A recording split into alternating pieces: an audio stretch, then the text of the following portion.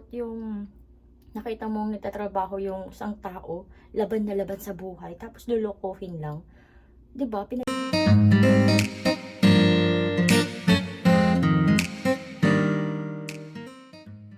Wow! Ang ganda ng weather ngayon dito sa Busan, guys. Ayan, oh. Wow! Ngayon lang ako hapon lumabas and ang ganda ng weather, hindi siya malamig. As in, para siyang parang spring yung feeling. Wow! Ang ganda ng weather. Mukhang maganda rin yung sunset. Kasi ganda, oh. Clear sky po siya.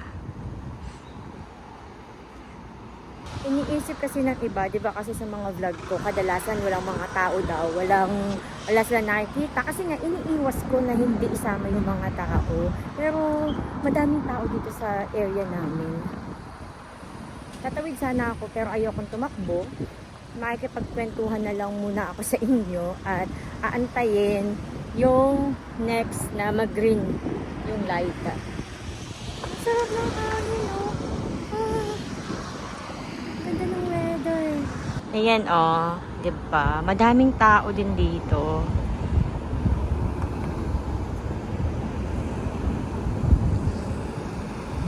Pupunta ako doon sa ibaba, doon sa isang supermarket na medyo mura yung mga gulay.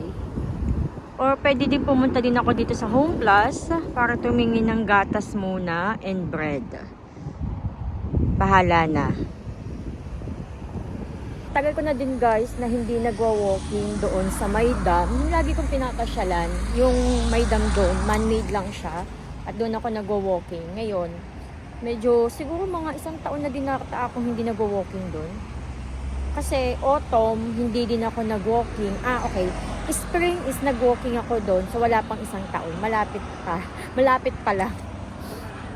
Aantayin ko lang na medyo hindi na malamig yung weather at magwa-walking na po ulit tayo doon. Sasama ko po kayo. Siyempre, kasama ko kayo. Lagi naman kayong kasama. Lang ako saglit dito sa Home Plus para bumili ng bread. Sliced bread. Sliced bread. Walang sliced bread na naman. Kakaloka. Kailangan ka ng sliced bread. Tapos, milk. Para dun sa yogurt na ginagawa ko. Yung tinitimpla, yung pinakita ko sa inyo. Kailangan ko ng gatas. Alin ba yung magandang bilhin na gatas? Dudamdam. Mail. Pwede din yung mail. Magkano siya? 3.1. 3.1. Halos pare-pareho yung presyo. Umaga kasi, doon madalas nagsha-shopping yung ibang tao. Maganda sana yung yung Simplas Uyu. Kasi 900 ml, 2,290. Pero sold out na siya. So, ang pagpipilian na lang is yung Busan Uyu.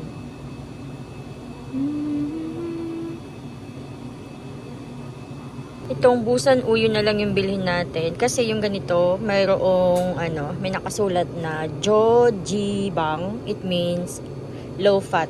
Low fat siya. Ayoko niyan. Gusto ko yung may fat. Charot. So, ayan. Ito na lang tayo. Kasi 3,080 lang siya. Let's go!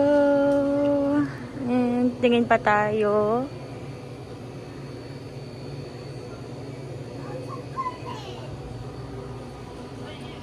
Tagal ko nang hindi nagbi-beer, guys. Matagal na akong hindi nagbi-beer. And yes, ayoko munang mag-beer. Ayoko munang mag-beer. Wala ako sa mood mag-beer. Tignan natin. Ito, yung area na to, yung may mga discounted. 70 to 30% mga discounted. Pero wala ako masyadong gustong bilhin. Siguro magtitinola ako. Kasi mura lang yung chicken nila ngayon, oh. 7,000 won lang yung chicken nila, yung ganito. Ayan. Ito naman, medyo mas mahal, nasa 9,000 won. Bakit kaya? Furim. Bakit ito mas mura? Mas malaki yung kanyang cut lang naman. Sige, ito na bilhin ko. Nabili ko na, guys, yung dapat kong bilhin. And may gusto akong kainin. Pero hindi ko alam kung ano yung gusto kong kainin. Alam mo yun? yung may gusto kang kainin, pero wala kang idea kung ano yon. Yun yung pinagdadaanan ko ngayon. Gusto kong kumain ng something, pero hindi ko alam kung ano yon. Paki-comment nga dyan kung ano ba yung maisasuggest niyo na pwede kong kainin ngayon. Babalikan ko na lang. Nakakaloka. Dumaan ako sa Paris Baguette, nagtingin-tingin ako, pero madami yung masasarap na breads, may cheesecake din, gusto ko din sana, pero hindi ako sure kung din ang gusto ko eh. Ano ba yan? Uwi na lang ako ng bahay. Total meron naman akong sliced bread dito, so gagawa na lang ako ng aking merienda with hotdog. Oo. Tapos yung palaman nun is mayonnaise, ketchup, and ang tawag dun? Mustard. Ang sarap ng mixing na yun. So, yun na lang. Tapos magsusoft drinks ako. May soft drinks kami sa bahay. Zero Pepsi. Nandito na ako sa bahay and gagawa na ako ng aking merienda. Akala mo talaga mahirap gawin yung merienda ko, no? Nagpiprito lang ako ng hotdog. Yun lang naman.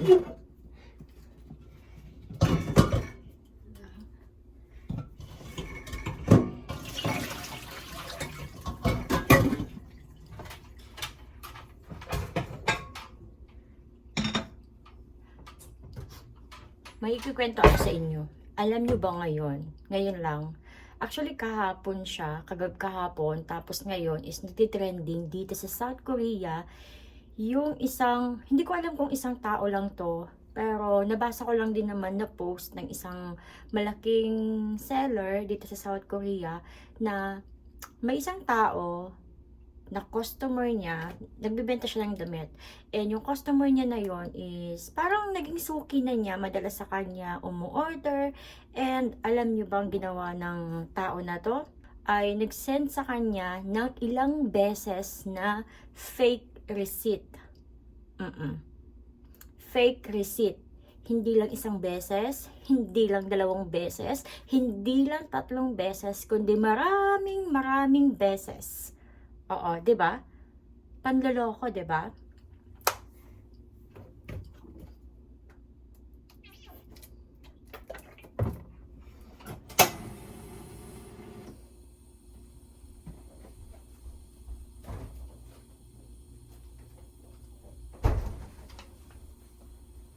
At dahil nabubuko siya o nabuko siya ni seller, nag-message sa kanya si seller at pinakita ni seller sa kanya yung mga nabisto ni seller na fake receipt na sinisend niya. Oo, order siya ng order, tapos ito na, nasend na, bla bla bla.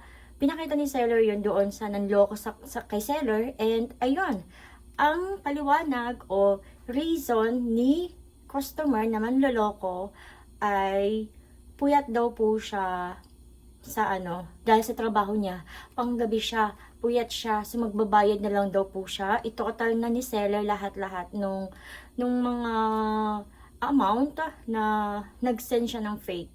I-total lahat yon at babayaran na lang daw ni customer. Puyat. Dahil sa puyat, nakapaggawa pa siya ng fake na receipt. Diba? Grabe yung panluloko ng taong ito, guys. And for me lang naman ha, sing opinion, ang mga ganitong klaseng tao ay dapat syempre bayaran niya yung atraso niya kay seller. At dapat si seller ay i-report pa rin niya sa police. Opo. Sa totoo lang, kasi halatang halata yung pangloloko nung customer niya sa kanya. Kasi ilang beses napakadaming beses. Sobrang daming beses. Ibig sabihin talagang sinadya nung customer niya na lokohin siya. Scammer. 'Di ba? Yung mga ganyang tao. At hindi po yan pagkakamali. Choice po yan. Sa totoo lang. Dapat matutunan niya at panagutan niya yung kanyang ginawang panloloko. Pero, syempre, nasa seller pa rin naman yan kung i-report niya o hindi. Kasi balita ko din po, is yung seller, parang sinabi niya na, parang dati may nagloko din sa kanya, may nagloko din sa kanya na Pinay. And nasa 6M ata, hindi ko alam. Pero pinatawad po niya kasi nakiusap din yung asawa nung ng fake na naman sa kanya or ng scam sa kanya na babayaran na lang kung ano man yung dapat bayaran. So si seller at saka yung asawa niya is naawa at pinatawad na lang yun ng loko sa kanya, diba?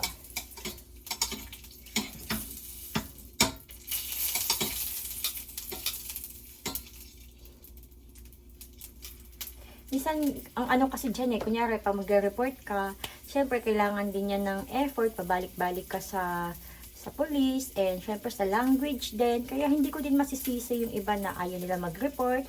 Pero, sa totoo lang talaga, kung may makakatulong lang para i-report yung mga ganitong taong nanluloko, na grabe manloko, dapat talaga nire-report. Kasi, for sure, hindi lang kayo yung niloko niyan, kundi may madami pa. Madami pang niloko. Okay sana kung umpisa pa lang is nang hingin na ng sorry, inamin na yung kalokohan, pero hindi tawag doon, nagdahilan pa na puyat. Kaya ganun ang nagawa, 'di ba?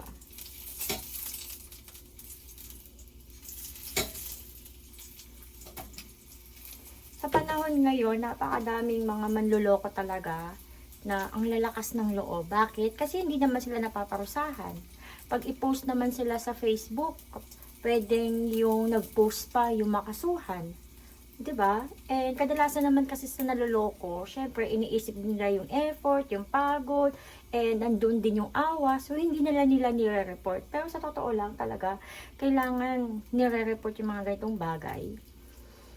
Kasi nga, uulitin. Ganyan naman kasi yung tao ganyan yung tao. Pag hindi stricto, pag hindi napaparusahan, hindi magtatanda. Parang, okay, nakalusot ako dito. So, pwedeng ulitin next time. Ganun ang ano ng tao. Oo. Hanggat hindi nararamdaman yung parusa sa bagay na ginawa niya na mali, ang iba hindi nagtatanda. Ang iba pa ulit na ginagawa. Di ba nga, ang daming scammer. Dati pa dito sa South Korea, ang daming mga scammer yung hindi na parusahan. Kasi tumakbo lang ng Pilipinas, tapos wala na nagawa, hindi na parusahan. So ayun, yung mga perang na-scam, kasi dati yan nag-viral din po yan dito. Yung parang magbibigay ka ng pera, tapos babalik sa'yo yung pera ng, siguro sabi nila mga 30% or 10% sa isang buwan, sa isang linggo lang, ganyan. So madami yung doon, madami yung nag-invest, pero naitakbo yung iba.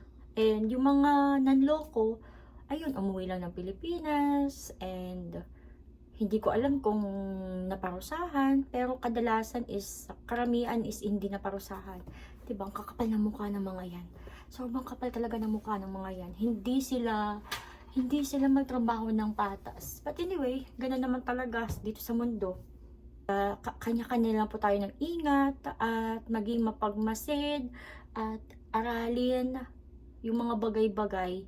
Lalo na pag too good to be true, yan, kailangan talaga wag agad masisilaw sa offer na, tutubo ka ng malaki, bla bla bla, ganyan. Kailangan talaga matuto tayo sa kung ano yung experience ng ibang tao na sinishare sa atin o na naririnig natin. Kailangan na natin yan, na tawag doon, hindi natin nakakalimutan para tayo mismo is makaiwas doon sa kung ano man yung experience nila. Kaya sa mga baguhan dito sa South Korea na asawa ng Koreano or nagtatrabaho dito sa South Korea, mag-iingat po kayo, mag-iingat po talaga kayo, kasi may ibang tao na sasamantalahin yung tiwala, kabaitan nyo, na pwede kayong lokohin. Oo, unang-una, bago ko tapusin yung paggawa ko ng sandwich, unang-una, wag niyo pong ipagagamit yung inyong ID, ang inyong pangalan. Pag may kailangan umutang, wag niyo pong ipapagamit ang inyong pangalan. Oo, kasi kahit sobrang close niyo pa yan, kahit sabihin yung kababata niyo pa yan na napunta ng Korea, ganyan, wag na wag niyong ipapagamit ang inyong pangalan para mangutang ng pera. Wag din kayo magpapautang ng pera, sobrang laki. Kahit kakilala niyo pa yan, please lang. Kasi sa totoo lang, maganda lang kausap ang isang tao pag nangangailangan siya. Pero pag singilan na, ikaw na po yung mai-stress. Masisira yung inyong friendship, masisira yung samahan, ikaw stress na stress na stress ka, at wala kang magagawa kundi mag-antay lang hanggang bayaran ka. Yun yung i-share ko ngayon. Gagawin ko na yung aking sandwich. Wait lang, papainitin ko lang yung aking bread.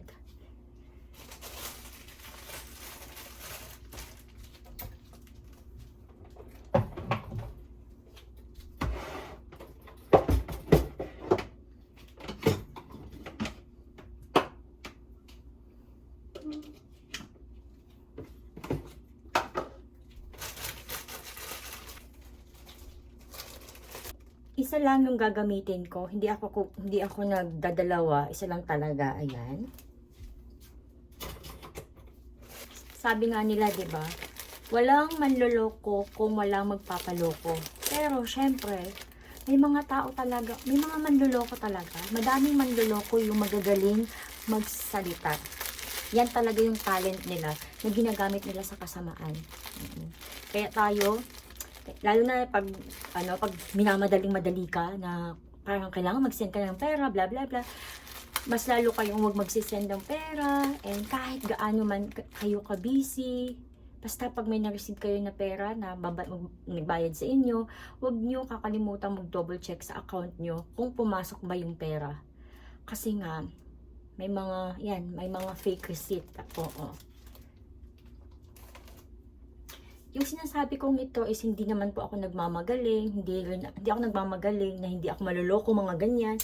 Ano din yan, parang pag may mga experience yung ibang tao, guys, inaano ko din yan sa aking sarili na parang tinatandaan ko siya, and ginagamit ko siya para din sa kaligtasan ko, kasi syempre ayoko din naman ma-experience na maloko ako, 'di ba? So ayun, kaya sa atin maging warning yon, maging lesson yung experience ng ibang tao na wag natin ma-experience, kaya mag-iingat po tayo.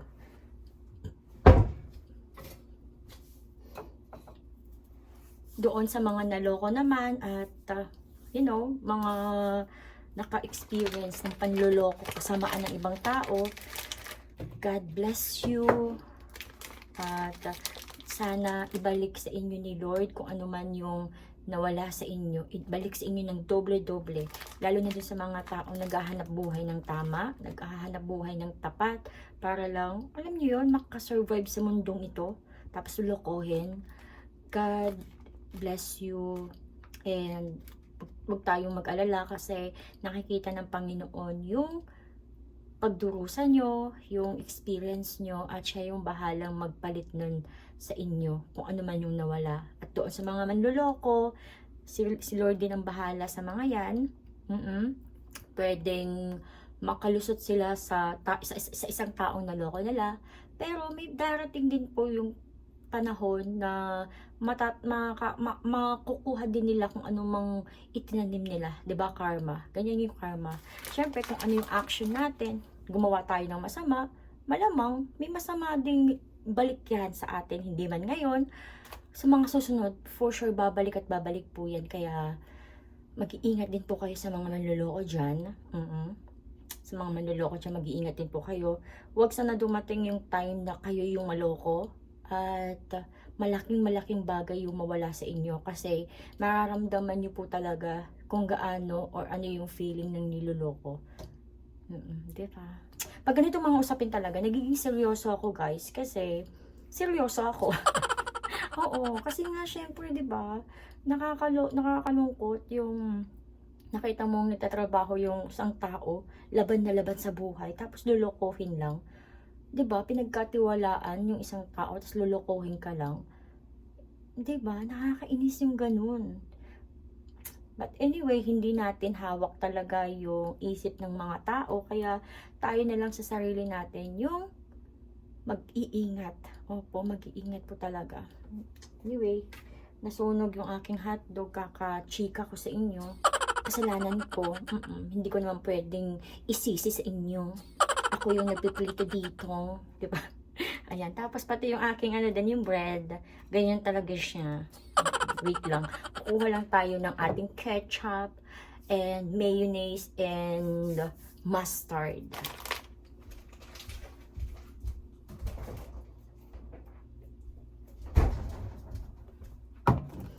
Pagkatapos ko magmerienda, anong oras na ba? Parang magsi-6 na, merienda pa din. Pagkatapos ko magmerienda, syempre, magtitinola na ako. Ito yung gamit ko, ketchup and mayonnaise. Yung brand na to, gustong-gusto ko siya. Simula nung bumili si Mr. Dax nito, ito na talaga yung lagi kong pinapibili sa kanya na brand. Kasi ang sarap niya. So, ayan. Tapos yung aking mustard ay ayan. Ang brand nito ay Utugi. Kasi ito po talaga is, yung brand na to, okay siya. Tapos, abot kaya ng bulsa. Kumbaga parang sa Pilipinas, yung mga SM na product, 'di ba? Yung spaghetti, may nakalagay na SM. Or ano ba nakalagay doon? Basta, yung nabibili sa SM na parang mas mura siya kumpara sa ibang brand. So, ganito din to si Utugi. Kaya ito laging binibili namin. Tapos, ang gagawin ko lang naman ay, ilalagay ko lang yan sa gitna. Ganyan lang. Ganyan. Tapos, ketchup. Miss ko na yung banana ketchup. Ketchup din, gitna din. Ang dahan-dahan. Sumisirit kasi itong ketchup eh. Tapos, mayonnaise.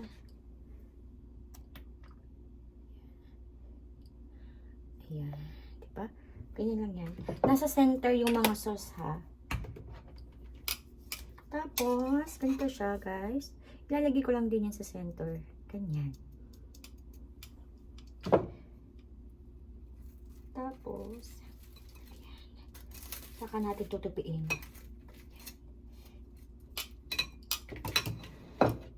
Ayan. Ganyan lang siya. Ganyan lang ako mag-sandwich guys. Ayoko ng dalawa kasi nabubusog ako. So, isa lang talaga yung bread na ginagawa ko. Ayan, pwede tayo mag-merienda.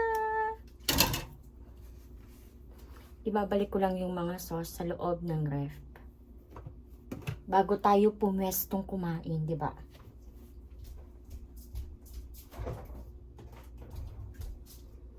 Ayan na yung Pepsi ko. Ayan, tara, pwesto na tayo.